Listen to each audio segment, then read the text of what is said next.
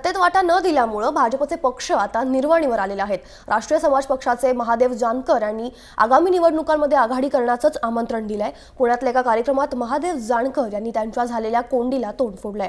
भाजप आणि काँग्रेस हे एकाच माळेचे मणी असून भाजपपेक्षा शिवसेनेला एखादी सत्ता द्या असं आव्हान देखील त्यांनी केलंय।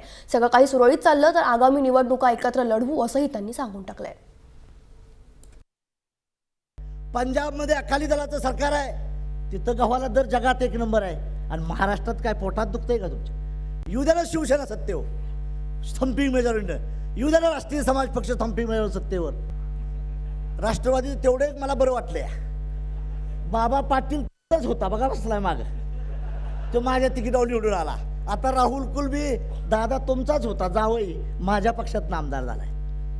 आणि पुढच्या वारीने दादा तुम्ही आम्ही नीट वागलो तर महाराष्ट्रात आपण गंमत चांगली करू, चांगली करू, चैन झाला पाहिजे।